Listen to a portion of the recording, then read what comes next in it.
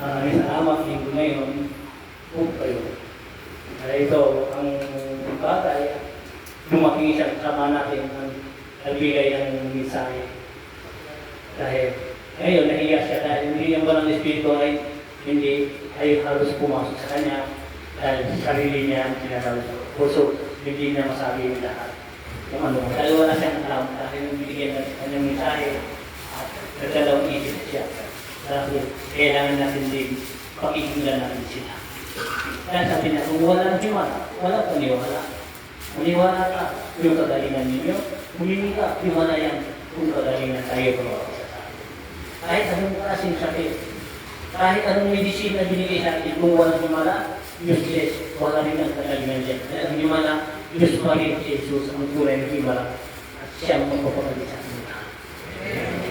Also, natin natin kung bawa sa ating sarili, huwag tayo itaas natin sarili natin. Dahil ang Diyos lang ang pwede yung taas sa atin. Ang Diyos din ang dapat itaas natin dahil siya ang isang tunay na himala. Amen? Mahal ang himala, isa lang ang tunay na himala, si Jesus Christ. Paniwalaan ninyo, dahil dito si Jesus Christ may kanan at may kaliwa. Also sabi niya, kaliwa kanan, kasi sabi ng Diyos, at buong kamay at may himala. Kung kaliwa ka, Jesus, ginamit niya kaliwa. Kanan gagamitin mo, Jesus at kaliwa. Kaliwa kanan ang himala ng Diyos. Ang kapangyarihan niya, ikaw. Ikaw ang tunay na kapangyarihan kung ikaw ay naniniwala sa Kanya. Ang tunay ng kagalingan darating sa iyo. Ang ninyo, Diyos ay pag-ibig, Diyos ang tagaligtas sa lahat, Diyos pa rin aharap sa atin hanggang na walang hanggan. Amen? Aharap tayo sa Kanya. Huwag natin, ang laging nag-iimanan ng Diyos ngayon para tayo magbalik loob sa Kanya. Kaya sabi nila, ay mga himala ay di totoo yan. Dahil sa paniwala nila at sila walang himala sa kanila dahil himala sa kanila sa sarili nila. Dahil paano ka gagaling kung hindi ka naniniwala sa wala na Espiritu ng siya ang tunay na himala. Naniwala tayo may himala o wala? Yun, usang lahat ang himala yan galing sa Kanya. Sa pangalan ng Jesus Christ, lahat tayo magkakaisa, nagtiwala tayo, ang himala ang siya magbibigay ng ating katagumpayan. Siya magbibigay ng kasayahan. Siya magbibigay ang kaharian dahil siya ang tunay na himala.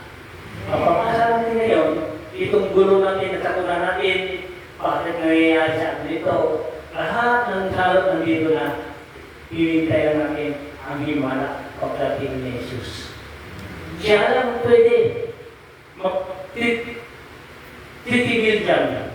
Bawat salita niya, bawat galaw niya, sa isang banal ang kanyang mga himala. Dahil ang Diyos, kung sinabi niya ay ikaw, hindi karapat-dapat. At itong katawan ito papawin niya. Dahil ang katawan niya pinahirap sa atin ng Diyos. Yun dahil ang ikaw ay isang Espiritong bumaba at ikaw binabakot ka sa lupa para magbago. Para ibalik kita sa atin kahanan ng paraiso. Kung ikaw ay hindi magbago, saan ka patutong? Doon ka na sa ilalim. Dahil binaba kita dito ang simbahan ang ikaw magbago. At kukunin kita dito, iakit kita muli sa taas sa atin na sa ating kahanan. So, may himala. Ang himala yun, tayo, kung gagawa tayo ng himala, magpaniwala, magpatutok tayo sa sarili natin, sa mga tao, ako ang pinagaling ng Diyos at may ginamit ng Diyos dahil ang Diyos gagawa ng himala kung paano tayo gagamitin ng Diyos. Amen. Sa pangalan ni Jesus lahat at sino man, ano man ang nangyayari sa atin, hintayin natin, humiling tayo. Baka isa ka lang doon, bibigyan ng himala. Amen. Sino gusto at bibigyan ng himala? Itaas ang kamay. Kung gusto nyo at darating ang himala sa inyo, anong dapat nyo gawin para darating sa inyo ang himala? Sa lahat, kayo rin ang sumagot ay huli ng gusto sa inyo ang daan pagbabago lang na. Ang himala, walang imposible. Maniwala ka lang, may Diyos pa rin ay lalapit, nagmamatag sa akin. Dahil lahat yan, ang himala, ang siya, ang katotohanan, ang pagbabago ng bawat isa sa atin. Dahil ito nangyari sa akin. Ilang taon pa lang ako nagsasalita. 64 ko na. Sa tingin ninyo, ilang taon na ba ako nagsalita dito sa templo? Nagsimula hanggang tayo nagkakilala. Ilang taon? Yung mga kasamahan ko dito, kailan lang ako nagsalita dito at nagpapaliwanag sa inyo. Hindi ako nagbabasa dahil ako marunong bumasa. Hindi ako nagsusulat dahil hindi ako marunong sumalat. Dahil humiling lang ako ang himala at inutos sa akin ng Diyos. Nagpakita sa akin, sabi na, anak, kailangan mo na magpaliwanag sa mga tao. Yung mga tao ang susunod para sa akin dahil may himala na at gawing tandaan para sila ay maliligtas. Ang himala, ang mga tao kung tayo nagkukumbaba at ipapaliwanag natin sa kanila, may himala. Lahat ang naramdaman ninyo, anuman ang bagay na sa inyo, ang himala kung darating yan, welcome kayo sa Diyos. Ang himala ang Diyos. Puso, walang sino man mas mahigit pa sa Diyos. Siya ang tunay na himala. Yung hindi naniniwala, walang himala, dahil wala ang kanila ang kagalinawan sa kanila ng Diyos. Dahil ang Diyos gumagawa ng himala. Wala din ako sabihin na, no, wala kang hindi ka nag-araw, hindi ka natuto. Saan galing ang karunungan mo? Di ba? Kunti-kunti kayo marunong bumasa. Dahil sa Diyos yun ang bilay ng himala sa inyo. Kahit pipilitin nyo kung hindi dumating ang himala sa inyo o hindi kayo marunong magbasa, ngurit-ngurit, hindi dahil ang Diyos ang bilay ng himala sa inyo para kayo ay matuto. Amen? O, dahil ang lahat yan, galing sa Diyos. Buwan ko, parang pinag-aralan. Bakit ako nagsasalita sa harapan ninyo? Saan galing? Himala yun, galing sa Diyos din. Ang lahat, ang bawat kilos ko, bawat galaw ko sa Kanya ko. Hanggang sa patay ko sa Kanya ko, lumalapit dahil kung hindi sa Kanya, wala ako dito sa lupa. Dahil kailangan ko rin mag-ikot sa Kanya at sabi ng Diyos, mag-ikot ka sa akin, mag-ikot ka rin sa mga tao. Opo, sundin ko ang iyong mga gustong daw papagawa sa akin. Dahil yun ang himala. Huwag lang magdalawang isip, huwag lang mag-alanganin. Ang himala ay nasa iyo na para ikaw at akin laging tumatawag ka sa akin.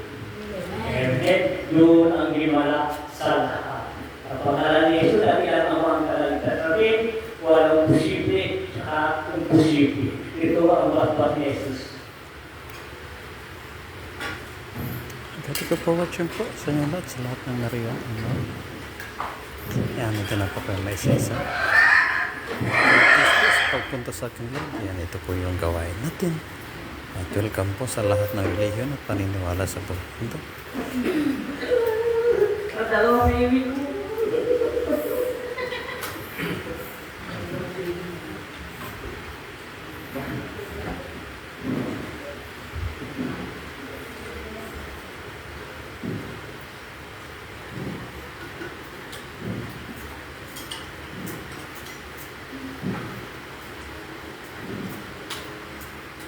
Gawin natin tuwing Merkules, Biyernes at Linggo. Karabito na ano? Karabito dito. Dito tayo spiritual din siya.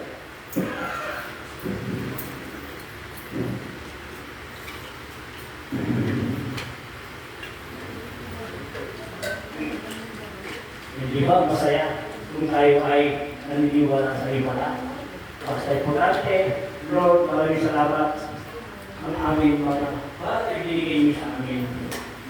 Hinihiling namin sa inyo po, bigyan niyo kami ng para lahat man sino man ang naniniwala sa inyo. Pasok-pasok niyo po, bigyan niyo talaga na sa karunungan at kayapaan, kasayaan.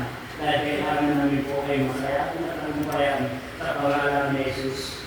Sa pangalan ni Jesus Christ. Amen. Amen. Mabuhay kayo. Mabuhay si Lord. Mabuhay.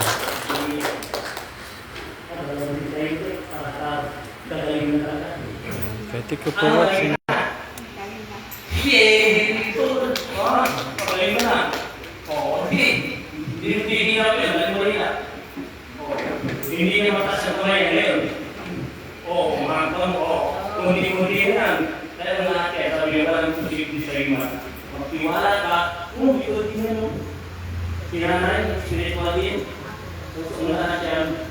Kanina, hindi mo mataas na. Ganyan lang ang kamay niya. Oo, ngayon. Hindi nasayang kung ang hindi ko. Yes! Kung kamay mo, dalawa. Bigyan ka ng nakapag, bigyan ka ng kamay. Bigyan ka ng nakapag, bigyan ka ng lahat ng lawa. Tuyos mo lang yung kamay. Palit mo lang mga kamay. Ito naman yung kamay mo. O idamot ang kamay. Diyos pa rin ang dala sa iyo. Ang namo yung pinakak ng Maria. Dumating na dito. Hindi mo nakasabay mo. Wala yung masa. Magaling na. Very good. Good luck sa inyo. Kung may ulit na. Welcome lahat kayo dito. Sa pangalan ni Jesus. Okay, thank you for watching and God bless po. Ayan, sila po ikalim po sa iba't ibang lugar. Ikalim po sa Manila. Ayan, pumunta sila rito yan, para magpasaya, magpagamot. Kaya thank you for watching po. Ayan, God bless. Ayan, so may nanawag kapayapaan, bagat, pagpapala at kagalingan mula sa ating Panginoon Jesucristo.